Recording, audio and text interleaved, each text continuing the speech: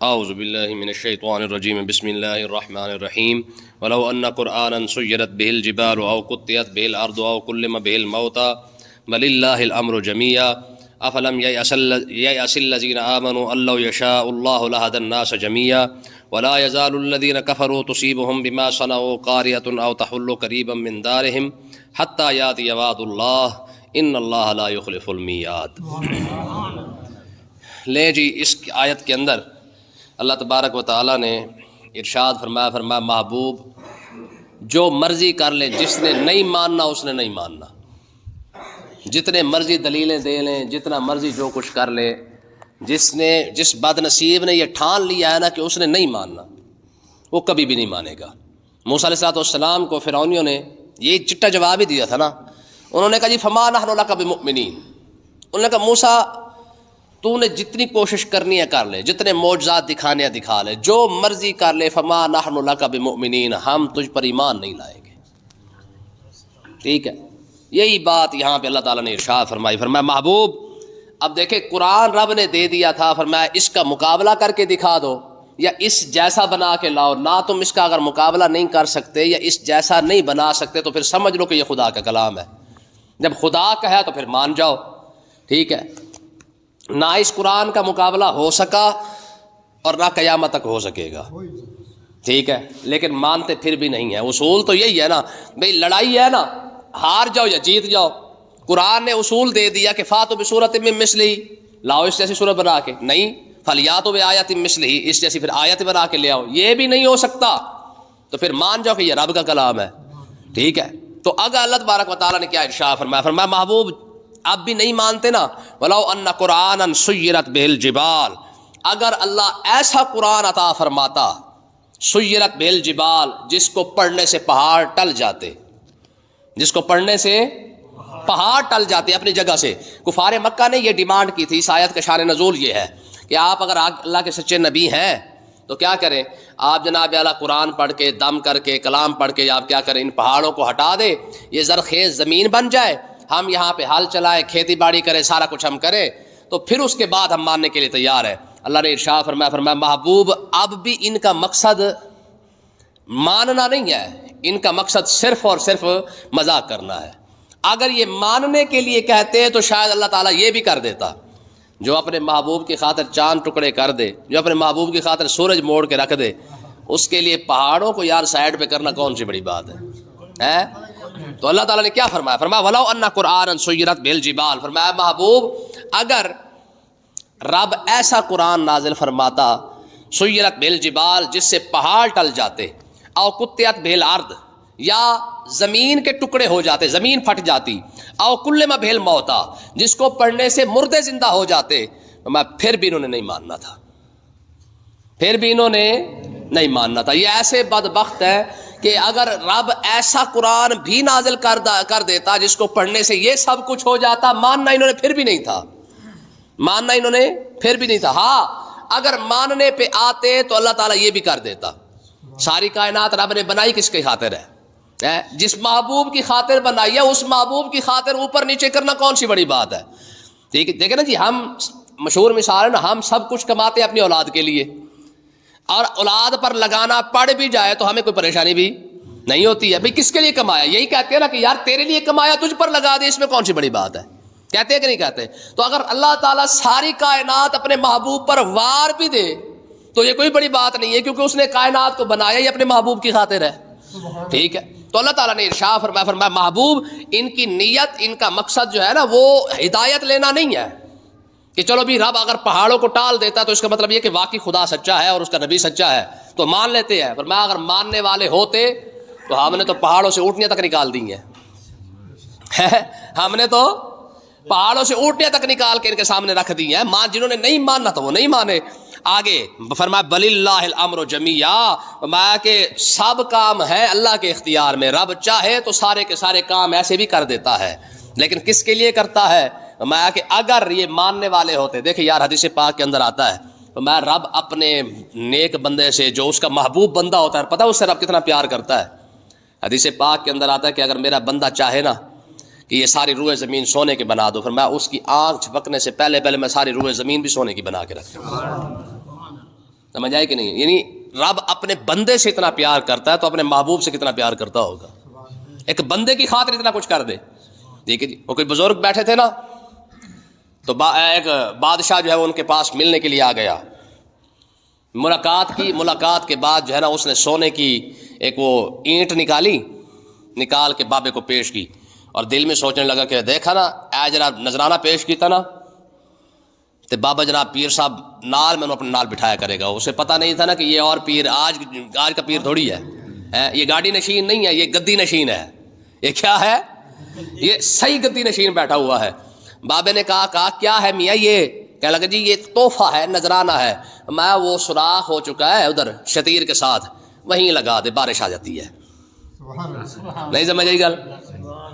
کہا وہ اینٹ گر گئی ہے, اتو اٹ جگہ ڈگ گئی ہے تو سوراخ ہو چکا ہے, تے اوتھے لا دے, بارش آندی اندر. پریشان ہو گیا, یار بابے نے دیکھی نہیں, میں سونے کی اینٹ دے رہا ہوں, بابا سمجھے شاید مٹی کی اینٹ لایا ہے. کہا بابا سونا ہے. فرمایا اچھا. تو آپ نے نگاہ ڈالی, پورا کا پورا حجرہ سونے کا بن چکا تھا. پورا کا پورا حجرہ سونے کا بنا کے رکھ دیا. فرمایا تو اس کو لے کے آیا ہوا ہے. فرمایا دیکھا اوپر شتیر بھی سونے کے, چھت بھی سونے کی, دیواریں بھی سونے کی. سمجھ آئی کہ نہیں آئی ہے؟ تو کہنے کا مقصد یہ ہے کہ رب اپنے بندوں سے پیار کتنا کرتا ہے. خالی اس کا محبوب بندہ ہو تو یار رب اس کی خاطر یہ سارا کچھ کر دیتا ہے, تو پھر محبوب ہے. ٹھیک ہے جی. رب ہمارے بزرگوں نے تو یہاں تک لکھا ہے, وہ کہتے ہیں خدا کی قسم یہ قیامت کا جو شور مچا ہوا ہے نا, قیامت کا این جو جانا ہے تو این سوال ہونے نے این جوڑا ہے. فرمایا حساب کتاب تو منٹوں کا کام ہے, حساب کتاب منٹوں کا کام ہے. ہمارا حساب کتاب رب منٹوں کے اندر پوری قیامت کا کر دے گا. ہمارا پھر یہ 50,000 سال کا کیوں بنایا ہوا ہے؟ 50,000 سنۃ مما تعدون کے 50,000 سال لگے گے قیامت کا دن گزرنے میں, جب حساب کتاب ہے ہی منٹوں کا کھیل, تو پھر 50,000 سال کیا کرنا ہے جب حساب کتاب ہی منٹوں میں ہو جانا ہے. تو فرمایا فقط اتنا سبب ہے ان عقاد بزم محشر کا کہ ان کی شان محبوبی دکھائی جانے والی ہے. فرمایا مقصد قیامت کا حساب لینا نہیں ہے. یہ ہمارے بزرگوں نے یہ بھی لکھا ہے. فرمایا یہ نہ سمجھو کہ قیامت کے دن رب نے حساب کا دن بنا رکھا ہے. فرمایا وہ بھی اپنی جگہ پہ ہے, لیکن حقیقت کچھ اور ہے. وہ کون سی حقیقت ہے؟ فرمایا حساب کتاب کا تو بہانہ ہے, اصل میں قیامت کے دن رب نے اپنے محبوب کی شان دکھانی تھی, اس لیے 50,000 سال کا بنا رکھا ہے. ٹھیک ہے جی. مگر حساب کتاب کا تو اس کو پتہ ہی ہے کون کتنے پانی میں ہے. جو ہمارے کرتوت ہیں ہمارے سامنے, رب کے سامنے نہیں ہے. سمجھ آئی کوئی نا بھائی؟ ہمارے کرتوتوں کا ہمیں پتہ ہے, رب کو پتہ نہیں. جب اسے پتہ ہے پھر ادھر سے خیر سے سیکورٹی گارڈ بھی ادھر کھبے سجے بیٹھے ہوئے ہیں, سارا کوئی وہ بھی لکھ رہے ہیں, تو حساب کتاب تو پہلے ہو چکا ہے. جب لکھا جا رہا ہے سمجھو حساب کتاب تو ہو چکا, کھاتے تو پورے پیسے ویسے ہو چکے ہیں. پھر وہاں پہ کھڑا کرنے کا مقصد کیا ہے؟ فرمایا صرف اتنا مقصد ہے کہ سارے کھڑے ہوں گے, اپنے بھی ہوں گے, پرائے بھی ہوں گے, سارے کھڑے ہوں گے. فرمایا رب نے اس وقت فرمایا حساب کتاب کا بہانہ رکھ کے اپنے محبوب کی شان دکھائی ہے. فرمایا دیکھو ذرا پوری بزم معاشر کھڑی ہو اور محبوب سجدے میں سر رکھا ہوا ہو اور منا رہا ہو کہ مالک امت جانے دے. رب فرمائے گا لیکن ایک منظر کیسا ہوگا یار, بندہ تصور کر کے تو دیکھے نا, محبوب کا سر ہو سجدے کے اندر اور کہہ رہا ہو کہ امت کو بخش دے, اور ادھر سے رب فرما رہا ہو پہلے سر تو اٹھا, ارفع راسک, تھوڑا سا سر اٹھائے گا تو تیری بات سنوں گا. وشفا تو شفا, اشارے تو کر, سل توتا, مانگ تو صحیح, بات کر تو صحیح, منہ ہلا تو صحیح, زبان ہلائے گا تو میں بدوں گا, لوگوں کو دکھاؤں گا تو صحیح. مان ایسے رکھے جاتے ہیں کہ محبوب جدھر اشارہ کرتا جا رہا ہے ادھر بخشش ہوتی جا رہی ہے. جیسے منہ سے نکالتا جا رہا ہے ویسے رب پورا کرتا جا رہا ہے. جیسے ہم دنیا میں ایک دوسرے کا مان رکھتے ہیں نا, رب قیامت کے دن اپنے محبوب کے مان رکھے گا اور ایسے دکھائے گا. سمجھ آئی کہ نہیں آئی؟ تو بہرحال مزیداری علی گل آ گئی تا کر کے چسکا بن گیا ذرا. ٹھیک ہے. تو اللہ تعالیٰ نے ارشاد فرمایا بل اللہ الامر جمیعا, فرمایا سارے کام اللہ کے اختیار میں ہیں. اپنے محبوب کی خاطر پہاڑوں کو ہٹا دینا کوئی بڑی بات نہیں ہے. اپنے محبوب کی خاطر زمین کو پھاڑ کے رکھ دینا یہ کوئی بڑی بات نہیں ہے. مردوں کو اٹھا دینا کوئی بڑی بات نہیں ہے. یار عیسیٰ علیہ الصلوۃ والسلام مردے زندہ کر دے اور محبوب کی خاطر اتنا بھی نہ ہو سکے, یہ کیسے ہو سکتا ہے؟ ہاں اگلا مسئلہ کیا ہوا جناب؟ افلم ییأس الذین آمنوا, اب مسلمانوں کے دل جو ہے نا, مسلمان کا دل پھر مسلمان کا دل ہوتا ہے. صحابہ کی خواہش تھی کہ جیسے یہ کافر چاہتے ہیں نا, ان کو ویسا معجزہ دکھا کر ان کو بھی کلمہ پڑھا دیا جائے. چلو ان کی ڈیمانڈیں پوری ہونے سے بھی کلمہ اگر پڑھتے ہیں تو ان کی ڈیمانڈیں پوری کر دی جائیں. تو اللہ تبارک و تعالیٰ نے ارشاد فرمایا افلم یأس الذین آمنوا، فرمایا یہ ایمان والے کیوں مایوس ہو رہے ہیں بھائی، اللہ یشاء اللہ لہدی الناس جمیعا، اگر اللہ چاہتا تو اللہ تعالیٰ زبردستی بھی سب کو ہدایت عطا فرما دیتا۔ میں یہ اس بات پہ پریشان ہے کہ لوگ کلمہ نہیں پڑھتے ہیں، فرمایا کلمہ پڑھانا کوئی اتنی بڑی بات، ہاں وَإِذَا أَخَذْنَا مِيثَاقَكُمْ وَرَفَعْنَا فَوْقَكُمُ الطُّورَ خُذُوا مَا آتَيْنَاكُمْ بِقُوَّةٍ، ٹھیک ہے جی، رب نے طور عطا اپنا کیا نام ہے اس کا، تورات عطا فرمائی نا، تو بنی اسرائیل کیا لگا 80 نہیں مننا جی نو، کیا ہوا بھائی، اس میں تو چوری سے بھی روکا جا رہا ہے، ٹھگی سے بھی روکا جا رہا ہے، اس کے اندر بےمانی بھی نہیں کی جا رہی، ملاوٹ سے بھی روکا جا رہا ہے، ہر چیز سے روکا جا رہا ہے، ٹھیک ہے جی۔ ہمارے بارے جیسے قرآن ہمارے بارے نہیں کہا، ہاں میں سچی آپ کو بتا رہا ہوں، خذوا ما آتیناکم بقوۃ، انہوں نے کہا جی ہمارے بارے یہ تورات نہیں کھاتی ہے، پہلے خود کہا تھا جناب اللہ قرآن لے آئے، تورات لے آئے، انجیل لے آئے، جب کریم اللہ تورات لے کے آ گیا تو انہوں نے سمجھا تھا اس کے اندر حلوے کی فضیلتیں لکھی ہوں گی، ٹھیک ہے جی، اس کے اندر تو جناب اللہ جنت کے معاملات لکھے ہوں گے کہ تم موسیٰ علیہ السلام کے ساتھ ہو تم جنت میں چلے جاؤ گے، ٹھیک ہے۔ جب وہ تورات نازل ہوئی تو اس میں یہ لکھا گیا تھا بھی یہاں بھی شراب بھی نہیں پینی، سود ہی نہیں کھانا، ٹھیک ہے جی، ڈانس بھی نہیں کرنے، ٹک ٹاک بھی نہیں بنانی، واٹس ایپ پہ وہ بھی دوسرے کام ہی نہیں دیکھنے، ٹھیک ہے جی۔ اس کے اندر تو یہ لکھا ہوا تھا، انہوں نے کہا لا بھائی ٹک ٹاک نہیں بڑھائے تو سارے کو پیسے کتوں آن گے، ٹک ٹاکر نے آکھا انہوں نے کہا جناب ہمیں تو تورات وارے نہیں کھاتی، سعودیہ نے بھی آکھا انہوں نے کہا جناب ساڑھے بھی وارے نہیں کھاندی، ٹھیک ہے۔ تو اللہ تعالیٰ نے کیا فرمایا، فرمایا اچھا ورفعنا فوقکم الطور، فرمایا جبریل علیہ السلام کو فرمایا طور اٹھا کر ان کے سر پہ کھڑا کر، فرمایا خذوا ما آتیناکم بقوۃ، وہ تمہاری ایسی کی تیسی پہلے مانگی ہے نا، آپ اس پر عمل کرو وگرنہ یہیں پہ پیس کے رکھ دیں گے۔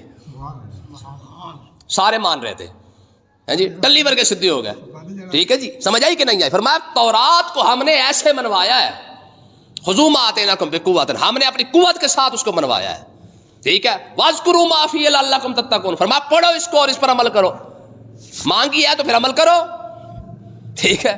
اتنی بات ہوئی نا، لیکن یاد دیکھیں یہ رب کا کرم ہے، کرم دیکھ لے یا جس کو جو مرضی کہہ لے کہ آج رب نے قرآن پر عمل کروانے کے لیے پہاڑ نہیں سر پہ رکھا ہے، میں کوئی بات نہیں، دنیا ہے نا محبوب کا منہ دیکھ لیتے، آخرت میں آؤ گے لگ پتہ جائے گا، سمجھ آئی کہ نہیں آئی؟ تو اللہ تعالیٰ نے ارشاد فرمایا اگر لہدی الناس جمیعا، اگر اللہ زبردستی ہدایت عطا فرمانا چاہتا تو دنیا میں تو کوئی کافر ہی نہ ہوتا ہے جی، کون اسے نہ مانتا، فرمایا ہر کوئی اسے مان جاتا، فرمایا لیکن اللہ تعالیٰ کا اصول کیا ہے، فرمایا لہدی الناس جمیعا، رب زبردستی کسی کو ہدایت جو مانگتا ہے اسے دیتا ہے، جو مانگتا ہے اسے ملتی ہے، بن مانگے رب ہدایت، ہاں تم نے دولت مانگی رب نے دے دی، تم نے پیسہ مانگا رب نے دے دیا، تم نے جناب صحت مانگی رب نے دیا، تم نے سب کچھ مانگا رب نے دے دیا ہے، تم نے ہدایت نہیں مانگی تو رب نے ہدایت دی بھی نہیں ہے۔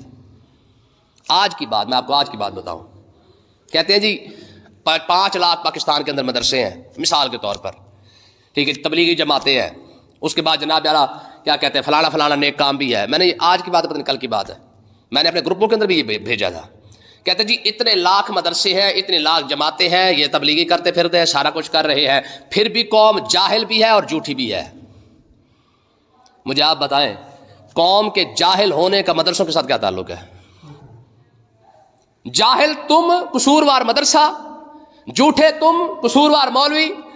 میں نے پھر لکھا پیچھے نیچے، میں نے کہا بھائی بات سن، جس کو 16 سال دے کے آئے ہو یہ سوال ان سے پوچھو کہ ہم نے ایم اے کرنے کے لیے 16 سال تمہیں دیے تھے، پھر ہم جاہل کیوں رہے؟ ٹھیک ہے، تم نے پی ایچ ڈی کرنے کے لیے 20 سال لگایا، پھر تم جاہل کیوں رہے؟ پھر اس سے اگلی بات تو پھر ہمارا سوال بھی بنتا ہے کہ اتنی کالج اور یونیورسٹیوں کے اندر ہزاروں نہیں، لاکھوں نہیں، کروڑوں کی تعداد میں پڑھنے والے لوگ بے ایمان کیوں نکلے؟ پارلیمنٹ میں بیٹھنے والے کو مدرسے کے پڑھے ہوئے تو نہیں ہیں، وہ تو کالج اور یونیورسٹی کے پڑھے ہوئے ہیں۔ تمہارے اداروں کے اندر بیٹھنے والے مدرسوں کے پڑھے ہوئے نہیں ہیں، بلکہ مدرسوں کے پڑھے ہوئے تو تم اب ان کو تو داخلہ بھی نہیں دیتے ہو۔ پھر اس کا مطلب یہ ہے کہ جاہل تم بنے ہو تو مدرسوں سے دور ہو کر بنے ہو۔ ہاں مدرسے کا طالب علم اگر یہ سوال اٹھاتا کہ جناب آپ کو 10 سال دیے پھر بھی ہم جاہل ہیں، پھر تو سوال بنتا ہے نا یار کیسی زیادتی نہیں ہے قوم کی کہ ٹائم دیا، زندگی دی کالج اور یونیورسٹیوں کو، اور سوال پوچھ رہے مدرسے والوں سے کہ جناب ہم جاہل ہیں، ہمارا جاہل ہے تو ہمارا قصور ہے، تمہارا قصور ہے۔ بھائی ہمارا قصور کیسے ہو گیا؟ جس کے ساتھ تم نے زندگی گزاری ہے، جس کا سلیبس تم نے پڑھا ہے، جس کا نصاب تم نے پڑھا، جس کے پاس تم نے پیسہ لگایا، ان سے سوال پوچھو کہ بھائی پیسہ تمہیں دیا، اسکول تمہارے پڑھے، کالج تمہارے پڑھے، اکیڈمی تمہارے پڑھے، یونیورسٹی تمہارے کے اندر ہم گئے، پھر ہم جاہل اور جھوٹے کیوں ہیں؟ مدرسے والوں سے سوال، ہاں مدرسے والوں سے وہ سوال کرے جس نے مدرسے کے اندر ٹائم لگایا ہو۔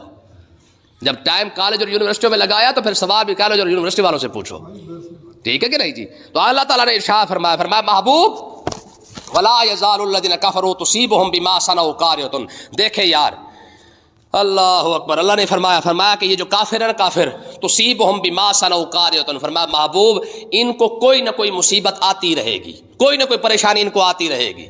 پھر کہ گلی گلی تباہ، ٹھوکریں سب کی کھائے کیوں، دل کو جو عقل دے خدا تیری گلی سے جائے کیوں۔ امام محمد رضا خان نے کہا تھا حضور کا در نہ چھوڑا ہوتا تو رب مصیبتوں میں مبتلا نہ کرتا، ٹھیک ہے؟ جن لوگوں نے اسلام کا دامن چھوڑا نا، رب کبھی قید کے اندر، قتل کے اندر، یہ تو تھوڑا سا عذاب ہے، فرمایا آخرت کا دن آئے گا، پھر آخرت کے اندر بغیر پوچھے رب جہنم کے اندر ڈالے گا۔ وجہ کیا ہے؟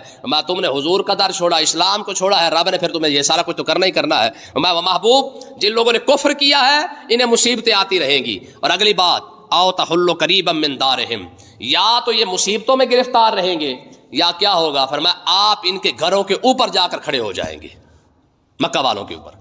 آج تو یہ باتیں کر رہے ہیں نا جی، آپ سے مطالبے کرتے ہوئے بھی ہنستے ہیں، ایک وقت ایسا آئے گا آپ مدینے سے نکلیں گے، 10,000 آپ کے غلام آپ کے ساتھ ہوں گے، اور مکہ کے اوپر جب آپ آ کے کھڑے ہوں گے پورا مکہ ہل بھی نہیں سکے گا آپ کے حکم کے بغیر۔ محبوب دیکھنا آپ وہ وقت بھی آئے گا کہ جب ہم مکہ والے کو ہلنے بھی نہیں دیں گے، آؤ تحلو قریبا من دارہم، آپ ان کے گھروں کے اوپر جا کے کھڑے ہو جائیں گے، ٹھیک ہے؟ دیکھو یار یہ وہ وقت ہے جب اسلام کے ساتھ اتنا کچھ کیا جا رہا ہے، اور رب آنے والے دور کو بتا رہا ہے کہ محبوب پریشان نہیں ہونا ہے۔ جیسے یوسف علیہ السلام کے بارے میں پڑھا تھا نا، یوسف علیہ السلام کو جب کنویں میں ڈالا گیا تو اللہ نے کیا فرمایا میرے یوسف لا تنبئنہم بامرہم ھذا وھم لا یشعرون، فرمایا پریشان نہیں ہونا، جو آج تمہیں کنویں میں ڈال رہے ہیں ایک وقت آئے گا رب تجھے تخت پر بٹھا کر پھر تو ان کو بتا رہا ہوگا کہ ہاں تم نے مجھے کنویں میں کیسے ڈالا تھا۔ اور یہی تسلی رب اپنے محبوب کو دے رہا ہے، فرمایا محبوب پریشان نہیں ہونا ان کی باتوں سے۔ کیوں؟ فرمایا اس لیے کہ ایک وقت ایسا آئے گا کہ آپ ان کے سر کے اوپر کھڑے ہو جائیں گے، حتی یاتی وعد اللہ، اللہ تبارک و تعالیٰ کا وعدہ جلد آ جائے گا۔ ہاں ان اللہ لا یخلف المیعاد، کیونکہ اللہ تعالیٰ اپنے وعدوں کے خلاف کبھی بھی نہیں کرتا۔ جب اس نے وعدہ کیا نا کہ محبوب جیسے وقت گزرتا جائے گا آپ کی شان بڑھتی جائے گی، اسلام غالب آتا جائے گا، رب اپنے وعدے کے خلاف نہیں ہونے دے گا، جو مرضی ہو جائے یہ رب کا وعدہ پورا ہو کے رہے گا۔ یریدون لیطفئوا نور اللہ بافواہہم واللہ متم نورہ، فرمایا یہ چاہتے ہیں کہ اسلام کا نور اپنے منہ سے بجھا دیں گے، فرمایا نا نا نا، واللہ متم نورہ، رب کا وعدہ ہے پھر کیا کرے گا، جو آپ کے ساتھ گستاخیاں کریں گے، آپ کے خلاف چلیں گے، رب انہی کی نسلوں کو کلمہ پڑھوا کے اسلام کا بول بالا کروا دے گا۔ آپ جانتے ہیں محمد بن قاسم ہے کون؟ کبھی غور کیا ہے اس کی نسل کون سی ہے؟ جن طائف والوں نے آقا علیہ الصلوۃ والسلام کے ساتھ زیادتی کی تھی، رب نے انہی کی نسل سے محمد بن قاسم پیدا کیا ہے کہ نہیں؟ حضور نے دعا مانگی تھی اللہم اہد قومی فانہم لا یعلمون، فرمایا میرے مالک انہیں ہدایت دے، انہیں کوئی پتہ کوئی نہیں کہ ان کے سامنے کون کھڑا ہوا ہے، ٹھیک ہے جی؟ جن لوگوں نے طائف کے اندر حضور کو ستایا، رب نے انہی کی نسل سے محمد بن قاسم کو پیدا فرمایا ہے۔ جن تاتاریوں نے مسلمانوں کے بستیوں کی بستیاں جلا دی، ظلم کیا، رب نے کیا کیا، انہی تاتاریوں کو کلمہ پڑھوایا، ٹھیک ہے جی؟ انہی کو کلمہ پڑھوا کے جو ہے پھر اسلام کا کام لے لیا۔ یہ رب کا اصول ہے، ٹھیک ہے جی؟ جو بندہ بھی اسلام کی مخالفت میں کھڑا ہوتا ہے رب انہی کی نسل سے کیا کرتا ہے۔ ولید بن مغیرہ کو حرام کا کہہ رہا ہے کہ یہ ہے ہی حرامی، قرآن کہہ رہا ہے اتلم بعد ذالک زنیم، اسی کے بیٹے کو خالد بن ولید بنا کے جناب اسلام کا کام لے لیتا ہے۔ ابو جال ساری زندگی روتا پٹتا رہا کہ جناب اسلام کی مخالفت کرتا رہا، رب اسی کے بیٹے کو اکرمہ بن ابی جال رضی اللہ عنہ کو کلمہ پڑھا رہا ہے۔ یہ اصول ہے رب کا، جو بندہ اسلام کی مخالفت کرتا ہے رب اسی کے گھر سے اسلام کا کام لے لیتا ہے۔ یہ اللہ کی شان ہے، یہ مزہ اسی کا آتا ہے، جو مخالف ہو اسی سے کام لینے کا زیادہ مزہ آتا ہے، ٹھیک ہے جی؟ تو جو بندہ اسلام کی مخالفت میں کھڑا ہوتا ہے رب کام بھی ہمیشہ اسی سے لیتا ہے۔ آپ جانتے ہیں جس بندے نے بابری مسجد کو شہید کیا تھا، جس نے پہلی اینٹ اس نے اتاری تھی، ابتدا کی تھی بابری مسجد کو شہید کرنے کے لیے، ٹھیک ہے جی؟ آپ جانتے ہیں اس بندے نے پھر کلمہ پڑھا، جس بندے نے بابری مسجد کو شہید کرنے کی ابتدا کی نا، اس نے کیا کیا، کچھ عرصے کے بعد اس نے کلمہ پڑھا، اور کمال کی بات یہ ہے اسی بابری مسجد کو شہید کرنے والے بندے نے کلمہ پڑھنے کے بعد 100 مسجدیں بنائی ہیں۔ سمجھ آئی کہ نہیں آئی ہے؟